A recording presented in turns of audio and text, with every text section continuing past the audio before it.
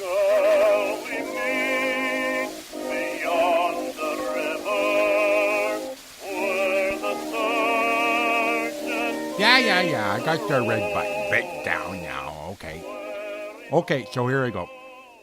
Okay, so welcome to the second installment there, and sorry about the first one, but anywho, so management suggested that if I'm going to be the voice of the skir there, that said perhaps introduce myself, give you a bit of a history of who I'm all about. So that's what I'm going to do. So, I am Lester P. Perkins, captain of the SCUR, proud members of the King George Table Hockey Association here in Saskatchewan in the Greater Dominion of Canada.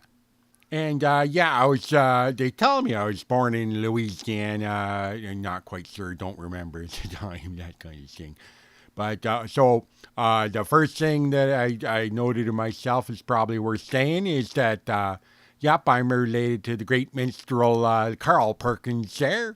He's my second cousin twice removed.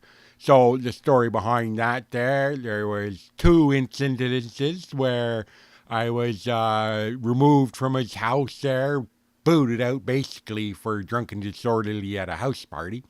So that happened twice, but I wasn't the first cousin to do that. It was my other cousin there, Freddie Perkins. He got booted out of Carl's place 2 times too.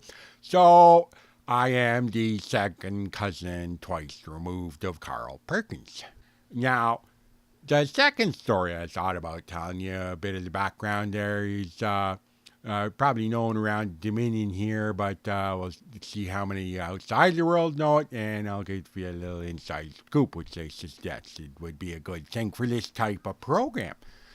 So, yes, I was the King of Canada for some time, and probably one of my most notable situations there was PC Keepers.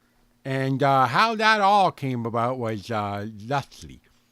So, coincidentally enough, I was visiting another cousin of mine there down in New Orleans, Beauregard Perkins, and we're sitting around with some boys, playing some cards and doing some drinking and shooting the poop there.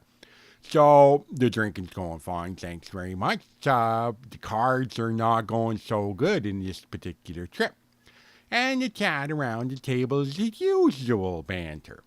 And Beauregard there, he's talking about, he's complaining about his job. You can imagine that, eh? So anyways, turns out he's working at this factory that's making stuff for the American military, but it's not like guns and stuff, it's just like spoons and stuff like that there. So anyway, he's working there for a while, gets promoted up to quality control. So now all his buddies on the factory line are all jealous and stuff now that he's a highfalutin quality control guy. So anyway, they get this gig and they got to produce these helmets, and the helmets go fine, and old Beauregard signs off on it, tickety-boo. Sends them off to the military, they send them back. Now, as it turns out, during production, there's something wrong there with the paint machine there. So all these helmets turned out blue. And all of Beauregard's buddies there, they don't say nothing because they're jealous. And old Beauregard, he's like totally colorblind, so he doesn't notice the difference. So anyway, he's complaining about this as we're playing cards and saying now he's stuck with these 2,000 blue helmets. So I'm pretty fast on my feet there, and I says, hey, Beauregard, how about this then? I says, I'm the King of Canada there. We don't have much of a military up in Canada, so how about I take them helmets off your hand and you forgive my debt here at the card table? Well, that's a fine situation all around. So now I goes back to Canada with 2,000 blue helmets. So I talk to the people working for me there in the PR department. I said, look, here's the basic outline. You fill in the details. But I got these helmets, see, and they're blue. So how about we hand them out to fellers that... Now, got to be careful here because I ain't calling anybody in Canadian Army a bunch of chickens. They're tough bastards from A to Z there.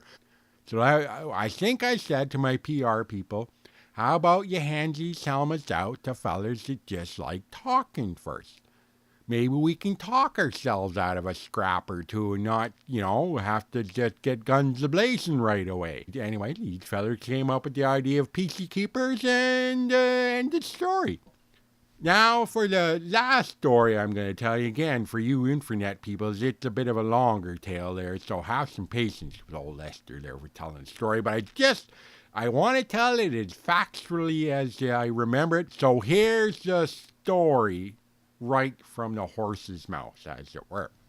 So that's it. That was the stand-around job. So it goes on for a couple of weeks, and sure enough, I see some business fellers all spiffity-boo in their suits there, and they're quite perturbed. There's about 4 or 5 of them, and one's looking over at me, and I'm keeping an eye on this out of the corner of my squinted eye,